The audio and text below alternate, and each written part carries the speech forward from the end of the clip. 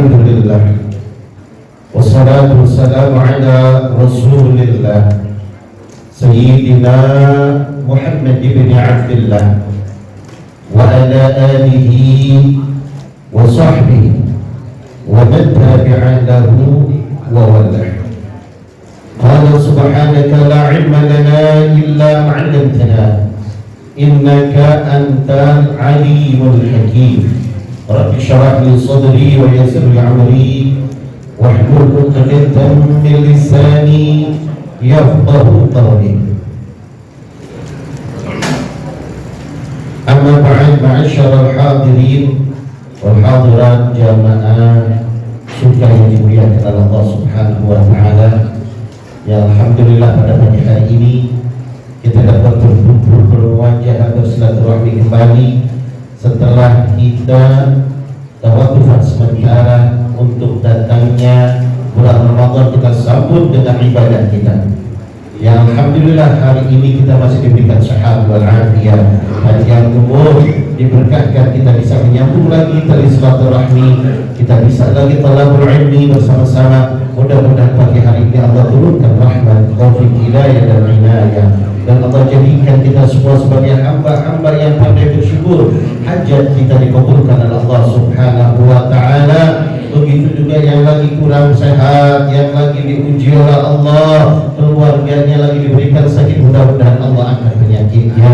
Mudah-mudahan keluarga kita diberkahi oleh Allah, dijadikan keluarga yang harmonis, mawaddah warahmah, yang punya hajat, cita-cita, tujuan dikabulkan oleh Allah, dikuatkan iman Islam, putra putri kita saleh dijadikan salihin wa salihah, dan kita semua dinasibkan oleh Allah Subhanahu wa taala bisa ibadah haji dan umrah, ziarah tanasuki, ziarah ke makam baginda Nabi. Allah tetapkan iman Islam kita semua sampai akhir hayat. Allah panggil kita dulu semua dalam keadaan husnul khatimah.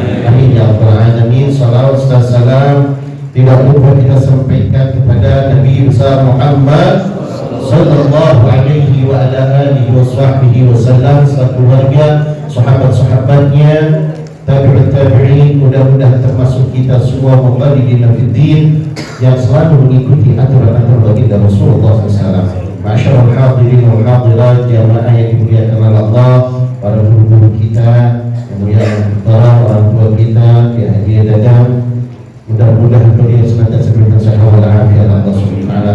Guru kita juga Ustaz Kiai Haji Tajuddin Hanim, mudah-mudahan diberikan Allah Subhanahu wa taala. Begitu juga guru kita Kiai Haji Maradi yang diberikan Allah Subhanahu wa taala. Ustaz Ali, ada Ustaz Mulai Cahyadi, begitu juga Ustaz Abdul Salam, Ustaz Abdul Samad, ya, Ustaz Abdul Rahim sebagai pimpinan kuliah suka-suka, begitu juga MC kita Ustaz Asep, dan semua yang hadir. Mohon maaf saya tidak sebutkan satu persatu namanya, tapi tidak mengurangi rasa hormat dan taklim kepada antum semua, khusus Ketua DKM Masjid Al-Muhajirin Ustaz Mas Kana beserta stafnya, yang alhamdulillah pada hari ini kita dalam keadaan sehat walafiat. Acara ini ada disebut, kita bikin acara halal bihalal. Halal bihalal ini timbulnya di Indonesia. Di negeri-negeri yang lain belum ada. Dibesarkan, timbul pertama kali di Indonesia. Apa tujuan halal bihalal? Apa makna daripada halal bihalal? Artinya tujuan ulama mengadakan halal bihalal ini, kita dikumpulkan untuk meminta halal, artinya meminta dibebaskan daripada kesalahan-kesalahan kita.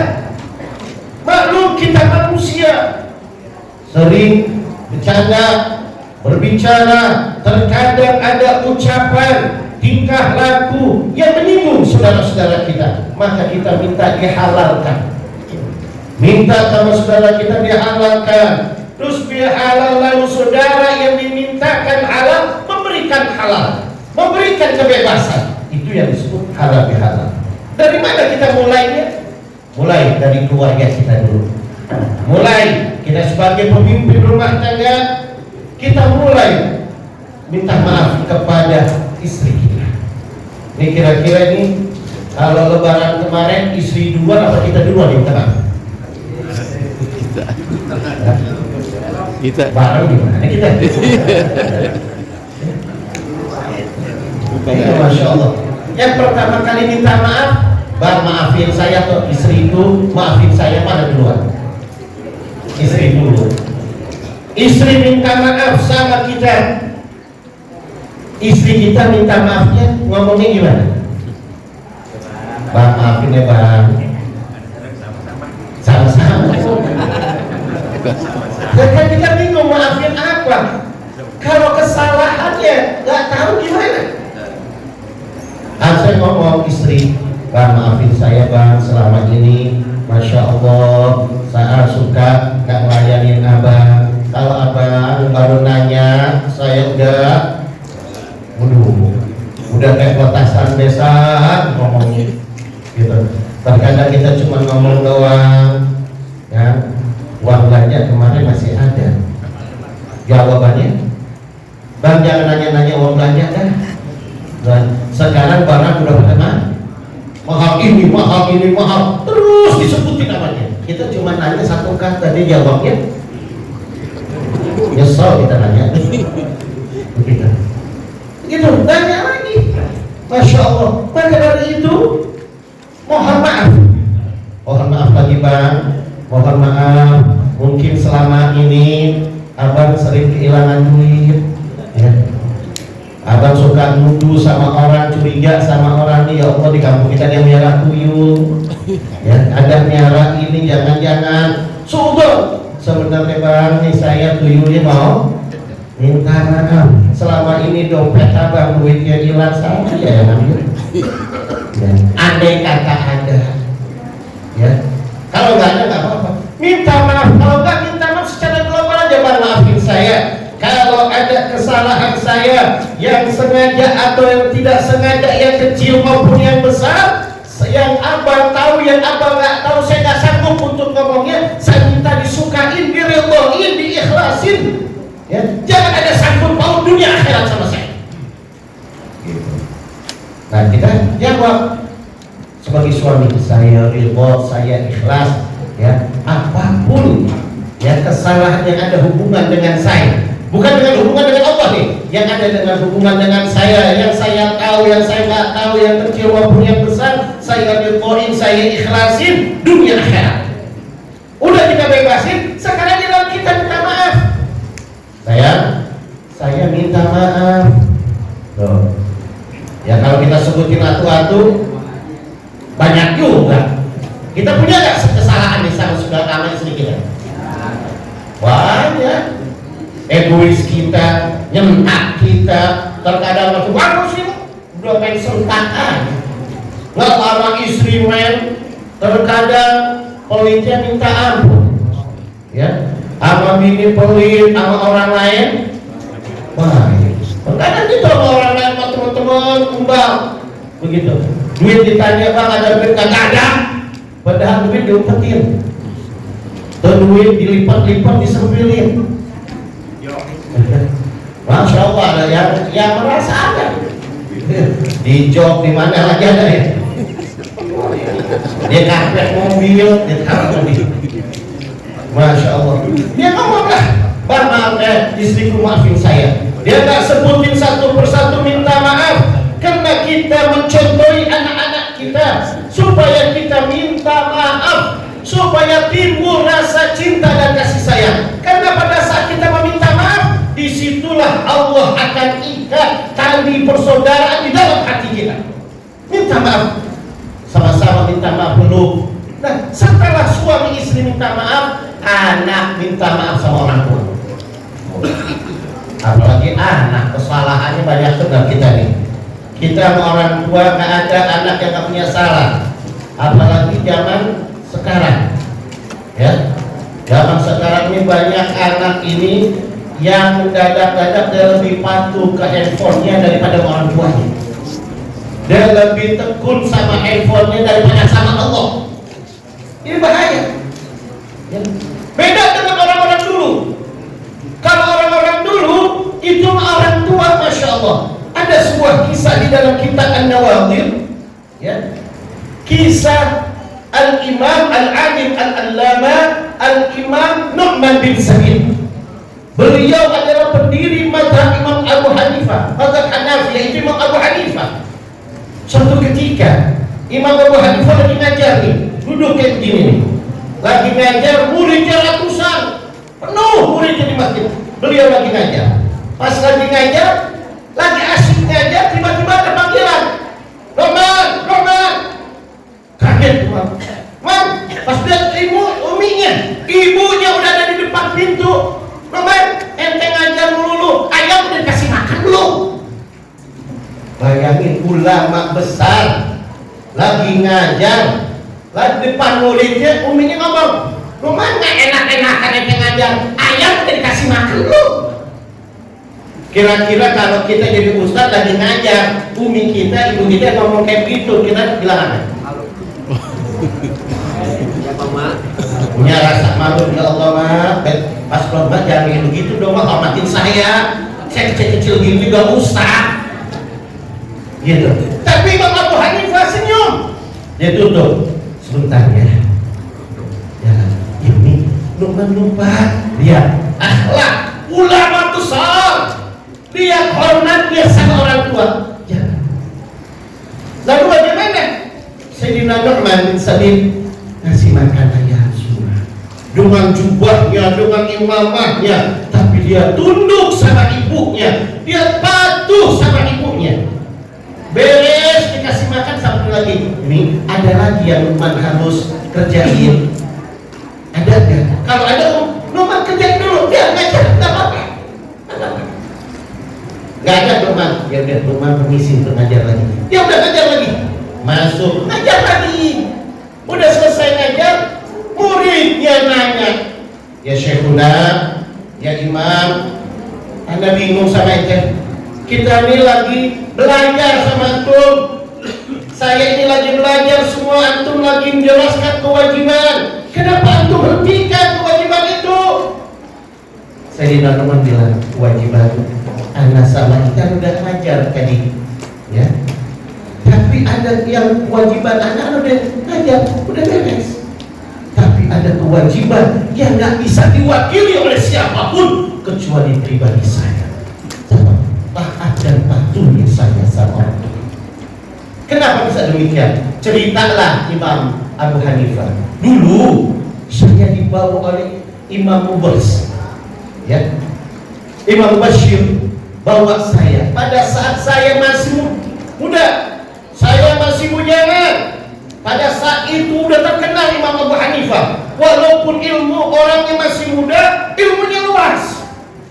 Dikenal orang dulu, dikenal namanya harum, orangnya nggak pernah ada yang kenal, orangnya nggak pernah ada yang tahu. Namanya besar, ilmunya terkenal, akhlaknya hebat. Beda sama kiai sekarang, ulama-ulama kita sekarang, ustaz kita sekarang. Kalau ustaz sekarang tampilannya udah hebat, namanya udah terkenal, ilmunya kadang-kadang ada.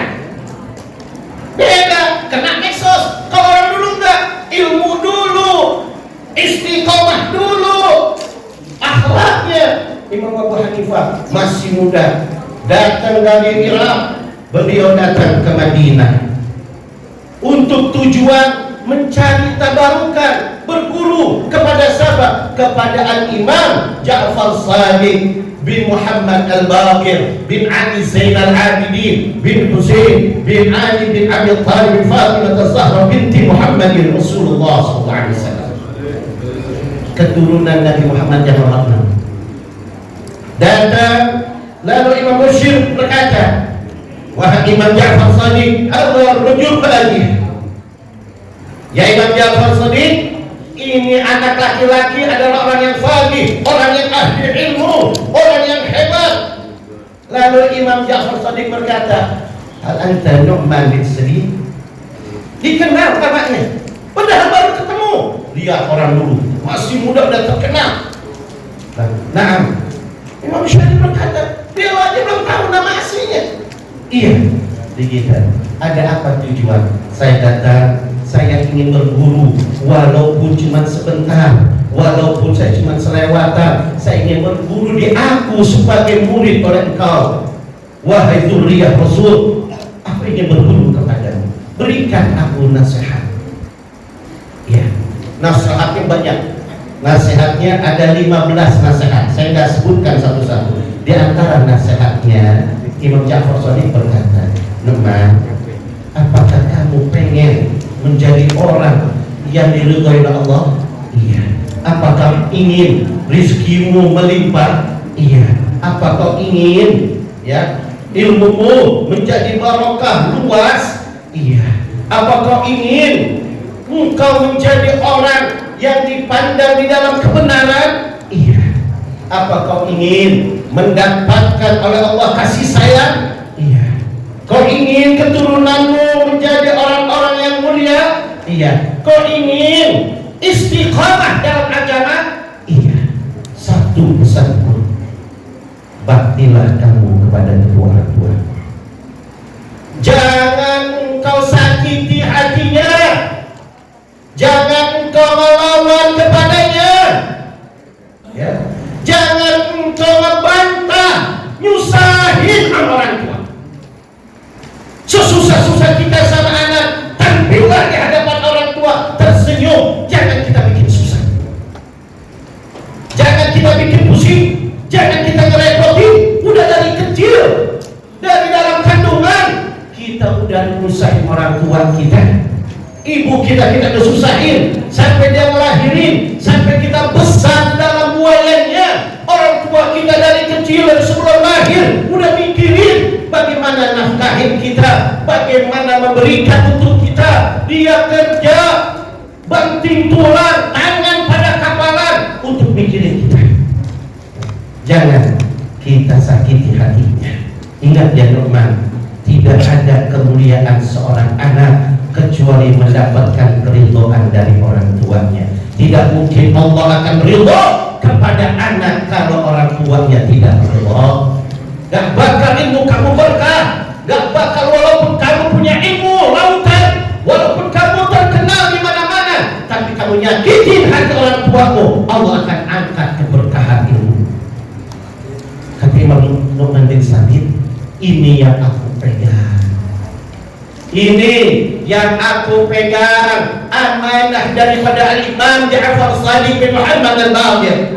Aku pegang, aku tidak pernah lepas. Makanya ketahuilah, walaupun aku kondisi bagaimanapun, aku duduk di depan siapapun, kalau sudah perintah orang tuaku, maka semua tidak akan kupandang. Yang aku pandang perintah orang tua. Luar biasa. Pantesan ilmunya berkah sama orang tua, hormatnya kayak gitu. Kalau kita pantesan hidup kita susah sama orang tua, ngelawan dulu. Orang tua udah dilupain, mentang-mentang kita udah jauh, kita udah punya keluarga, orang tua di kampung gak pernah dilihat-lihat, gak pernah ditegur, gak pernah apapun. Kita hidup dengan kita, orang tua didiamin. Gimana hidup mau berkah? Berkah hidup kita karena orang tua. Orang tua, Allah Subhanahu wa ta'ala mendampingkan ayat perintah untuk taat ke orang tua, didampingkan, dijajarkan dengan ayat takwa kepada Allah. Ittaqillah wa bil walidaini ihsana. Takwalah kalian kepadaku dan berbaktilah kalian kepada kedua orang tua kalian. Makanya ingat, kalau kita mau berkah apapun, jangan kita lupakan orang tua kita. Ya. Ciri ulama yang bermanfaat ilmunya, dia bisa hormat orang tuanya. Ya. Ciri orang yang punya ilmu, dia bisa hormat orang tuanya.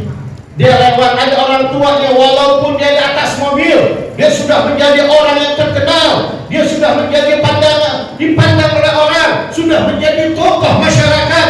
Dia lewat orang tua jalan kaki, anak yang saleh, yang punya ilmu yang barokah manfaat, maka dia berhenti, dia turun, dia samperin, dia cium tangan, walaupun depan orang, walaupun orang tuanya lagi megang air, walaupun orang tuanya lagi megang pacul, dia datang, dia cium tangannya.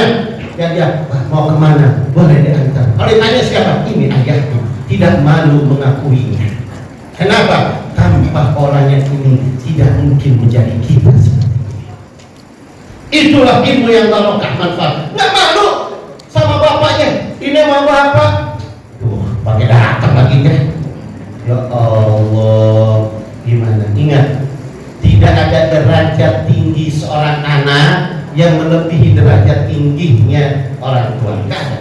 Ya, bab ilmu bisa lebih tinggi, ibadah bisa kalah orang tua, tapi derajat orang tua nggak ada anak bisa. Tetap anaknya anak. Ya, derajatnya. Saya ingat kisah Imam Junaid, qaddasallahu sirruhu al-aziz, seorang wali min awliyaillah. Ini benar-benar wali, ya, wali dari ibadah dan ilmunya. Imam Junaid, beliau hidup bersama ibunya, bersama saudara perempuannya. Beliau ahli ibadah, dakwah, dan beliau dakwanya lurus. Yang hak itu hak, yang batil itu batil. Menjelaskan kebenaran, disampaikan kebenaran. Pada saat beliau adiknya sudah nikah, dibawa oleh suaminya, beliau tinggal dengan ibunya. Karena Imam Junaid ini ahli ibadah, tiap hari kalau nggak ngajar ibadah, jadi nggak pernah keluar rumah. Keluar rumah itu hanya untuk dakwah, untuk ngajar. Selain itu di rumah ibadah, ngaji Quran, bukan nonton YouTuber, nggak ada. Terus aja ibadah.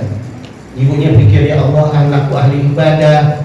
Ini kalau siang udah masak nasi, pagi di sarapan udah anterin, uminya masakin. Udah masakin karena Imam Junaid keadaannya di atas tempatnya, ibunya di bawah. Ibunya nggak bisa naik ke atas, ibunya udah setengah tua. Manggil, Junaid, Junaid. Imam Junaid nggak jawab. Junaid, kenapa? Ya Allah, orang tua ini kalau manggil anak yang orang tua tahu anak ada di dalam kamar, terus orang tua manggil, tuh anak kagak nyaut, pikirannya beda. Ya Allah, jangan anak saya sakit. Ya Allah, jangan-jangan anak saya pingsan atau mati. Tuh, was-was orang tua hatinya. Karena apa? Saking sayang sama kita, saking sayang sama anak. Ya Allah, apapun akan dijalankan oleh orang tua, apapun akan dikerjakan oleh orang tuanya. Maka si ibu ini, ya Allah, Junaid jangan pingsan, jangan satu, ya Allah. Si ibu langsung taruh makanan gampang. Anakku dulu, dia naik ke tebingan, dia naik ke atas, pas sampai ke atas ngapain tak jalan. Pas buka pintu, Imam Junaid lagi sholat. Ya Allah, Junaid, assalamualaikum warahmatullah, assalamualaikum warahmatullah. Ya Allah, Umi, Junaid, kok tak nyaut? Umi manggil. Ya Allah, Umi, Junaid lagi sholat. Junaid, walaupun sebodoh-bodohnya Umi juga ngerti, ya, kalau engkau lagi sholat sunnah dipanggil sama orang tua, batalin. Jawaban orang tua lebih wajib daripada sholatmu. Kenapa? Ya bisa, Umi. Ya Allah, Junaid, karena engkau menguji Umi seperti ini, menguji ibu seperti ini, insya Allah kau dapat ujian yang lebih berat dari Uminya ibu rumah tangga, bukan waliyatullah, bukan alamah orang yang biasa. Anaknya orang yang alim, alamah, anaknya waliyullah, ahli ibadah. Lihat, Umi bilang kau suatu saat akan dapat ujian yang lebih berat dari ini. Tandakan mulutmu ya, mulut orang tua ini, hati-hati sama ibu. Kau akan dapat hal yang lebih berat, kau akan dapat ujian yang lebih berat itu. Maafin Umi, turun Imam Junaid. Ini Imam Junaid dipanggil sama orang tua dalam keadaan ibadah. Kalau anak sekarang dipanggil orang tua belaga budak, main handphone, coba belaga budak dia. Kalau mah budak beneran apa nggak tahu? Gimana? Ini lagi ibadah, orang tua kesel dapat sumpahan anaknya wali. Apalagi ini bukan begini aja main. Nih hati-hati nih. Kita orang tua jangan bebasin tuh anak-anak kita main handphone. Handphone ini sihir yang luar biasa. Wah, ketinggalan zaman. Iya, biarin ketinggalan zaman, asal jangan ketinggalan iman. Ya, hati-hati. Lihat Imam Junaid. Beres Imam Junaid, nggak lama uminya meninggal. Namanya kualat sama orang tua, nggak seperti makan cabai hari ini makan hari ini pedas, enggak. Kualat, uminya meninggal. Imam Junaid adalah ulama yang istiqamah, ulama yang hebat, yang ahli hak, yang menjelaskan kebenaran dan kebatilan. Ada orang tersinggung, tokoh masyarakat, orang kaya tersinggung dengan ucapan daripada Imam Junaid, maka dia berpikir gimana caranya menghancurkan Junaid. Apalagi Junaid seorang ulama, maka fitnahin ulama cuma gampang dua perkara. Satu, bilang aliran sesat. Kedua, dengan perempuan, bilang aja dia zina, bilang aja dia pacaran, hancur nama baiknya, dihancurkan. Gimana caranya kalau bilang Junaid aliran sesat? Nggak mungkin. Dia belilah, dia panggillah seorang pelacur, dia bayar, kamu godain Junaid supaya Junaid bisa berzina dengan. Cerita singkatnya, pelacur ini mau diberikan bayaran, lalu pelacur itu goda Imam Junaid. Imam Junaid tetap sholat. Lihat sholatnya para wali. Sholat, tuh pelacur di depan, Imam Junaid lagi sholat. Tuh pelacur duduk, tiduran sampai buka baju atasnya, Imam Junaid tetap sholat. Sallallahu alaihi wasallam. Terus sampai udah telanjang, nggak pakai busana sama sekali. Imam, assalamualaikum warahmatullahi wabarakatuh. Assalamualaikum warahmatullahi wabarakatuh. Terus begitu. Sampai ini pelacur ini malu sendiri. Imam Junaid gak tergoda. Subhanallah. Memang para wali gitu. Andai kata di depannya ada maksiat, Allah tutup, gak kelihatan tuh. Ya. Kalau kita wali-walian nih, ya kita wali-walian. Andai kata kita sholat ada yang kayak gitu, kira-kira gimana tuh? Kira-kira kita nih kan di sholat perempuan datang buka baju kayak gitu, kira-kira sholat kita gimana? Jangan kan ada di depan mata, sholat di pinggir masjid tidak nengok, pakai nengok, pakai lirik. Ini Imam Junaid udah ada. Untung ujian ini ke Imam Junaid yang kuat imannya. Kalau ke kita memang di kamar ada perempuan masuk kayak gitu, kita lagi sholat, kira-kira wallahu a'lam bishawab. Untuk ujian ini Imam Junaid bukan dari kita. Ya. Akhirnya Imam Junaid tetap sholat, nggak kelihatan. Allah tutup. Ya, Allah tutup kepada para wali, matanya tidak memandang walaupun di depannya ada maksiat, matanya tidak pernah melihat maksiat. Akhirnya saking malu dia pakai lagi semua pakaian, dia lewat di belakang, ya Allah, baru nemuin laki model kayak begini. Udah ada di depan mata, cantik, cakep, waduh, udah semuanya ada kan? Nggak mau. Akhirnya turun ngeliat ada bocah Amon kebo. Kan dulu sih banyak kebo nih. Ya Bo, yang tiap hari di belakang kebo, sekarang lihat perempuan. Hei, sini. Ada apa? Kamu mau nggak sama saya? Mau. Nggak nolak. Berzinahlah deh sama tukang Amon tadi. Udah, dia ngomong sama bosnya, bos, alhamdulillah saya sudah berzina, Junaid sudah berzina sama saya, semuanya benar. Panggil orang semua, dihasut semua. Yang tadinya murid yang belajar apanya kenal sama Imam Junaid. Junaid itu nggak benar, tak ada yang percaya muridnya. Ini saksinya, nggak ada. Dijelaskan gitu, yang benar. Dikuatkan lagi dengan ngasih duit. Ini duit. Demonya karena duit nih, bukan karena benar, bukan karena Allah. Kasih duit, bawa batu, tempokin, gak enak. Nih duit, berani bawa batu, berani kurang ajar sama guru, berani kurang ajar sama ulama. Tuh, tempokin, duit. Kalau udah duit udah bingung. Ya, namanya udah duit di depan mata kan beda sama duit kagak ada, cuma ngomong. Ya kan? Nih duit. Kurang, tambahin, mulai goyang, tambahin lagi, iya, beda. Ini halal apa haram? Haram. Tolonglah cari yang supaya bisa halal. Ini ada, tapi duit. Halal sedikit, tambah lagi ya setengah halal, tambah lagi jadi halal yang haram. Beda kalau udah duit. Kalau iman udah terjual dengan gini, hancurlah agama dipimpin oleh model-model kayak gini. Ya. Akhirnya apa? Bagaimana Imam Junaid? Semua rakyat diberikan duit untuk demo Imam Junaid, untuk menghancurkan Imam Junaid. Maka orang-orang pada nipukin Imam Junaid. Imam Junaid lagi sholat, kena pelipisnya berdarah, kakinya berdarah, beres turun. Ada apa?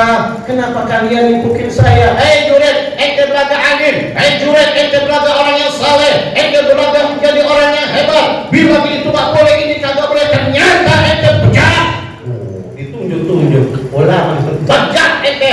Nikah laku ente kagak benar. Ente berzina. Berzina kapan berzina? Ini saksinya. Betul. Junaid tadi ente berzina sama anak. Enggak. Kapan ente masuk? Tadi anda nggak pernah lihat ente masuk. Ditunjuk. Tadi kagak pernah. Cuma ente gimana dalilnya? Kata Imam Junaid, tunggu dulu. Tungguin ini anak sampai lahir. Ini perempuan bakal hamil. Nanti kalau ini anak udah lahir, ini anak yang menjadi saksi saya. Masya Allah.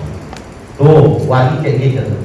9 bulan ke depan, dia bilang, ini baru dia berhubungan tadi sama bocah Angon tadi. Dia bilang, kamu bakal hamil, bakal punya anak laki-laki, nanti anak ini akan menjadi saksi saya. Tuh, kalau wali kayak gitu tuh omongan.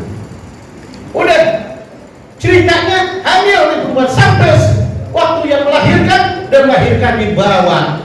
Semua masyarakat kumpul. Junaid keluar. Wah, udah bawa penuntuan, udah bawa. Kalau Junaid gak bisa membuktikan, maka mati. Ada apa? Ini udah lahir, ini anaknya.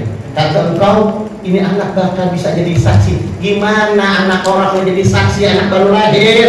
Junaid, tenang. Allah qadirun ala kulli syai'. Allah kuasa atas semua perkara. Maka Imam Junaid berkata, qul ya walad aina abuk.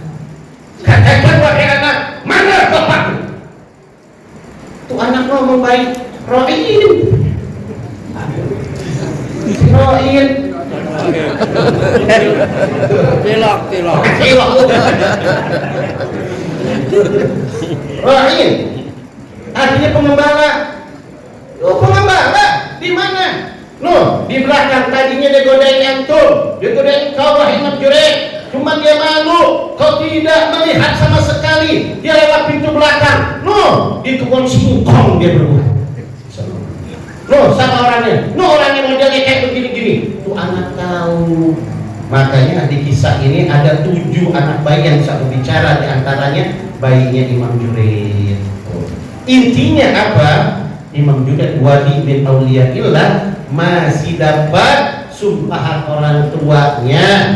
Tetap kata orang tua, kau bakal dapatnya Junaid ujian yang berat daripada ini. Padahal anaknya wali, tetap ujian orang tua, ucapan orang tua bakal nyata walaupun anaknya wali. Apalagi anak model ketiga wali juga ada. Paling gak wali kelas kita.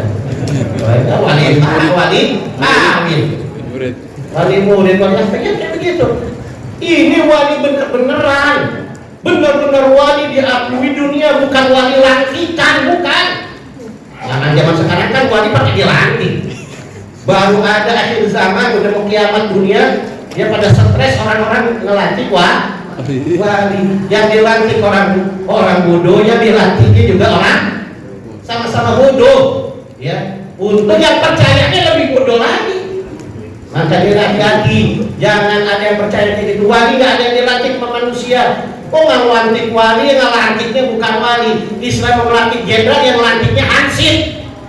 Enggak bakal jadi jenderal, hati-hati. Oleh karena itu dalam acara halal ini, ayo sama-sama kita sekarang istiqomah, cari ilmu yang barokah, manfaat. Jangan ikut campur, jangan ikut aliran-aliran sesat yang sekarang timbul, ya, untuk menyesatkan kita. Istiqomah, ikutin guru-guru kita yang terdahulu, yang istiqomah, ikutin yang memegang kitab kuning. Mudah-mudahan dalam acara halal ini semuanya diberkahi Allah Subhanahu wa taala, ajar kita dikabulkan oleh Allah Subhanahu wa taala. Rabbana la tuzigh qulubana ba'da idh hadaytana wa hab lana min ladunka rahmatan innaka antal wahhab. Rabbana zalamna anfusana wa lam taghfir lana wa tarhamna lanakunanna minal khasirin. Rabbana ighfir lana wa li ikhwanina alladhina sabaquna bil iman wa la taj'al fi qulubina ghillan lil ladzina amanu rabbana innaka ra'ufur rahim. Rabbana atina fid dunya hasanah wa fil akhirati hasanah wa qina adzabannar. Wassallallahu ala sayyidina Muhammadin wa ala alihi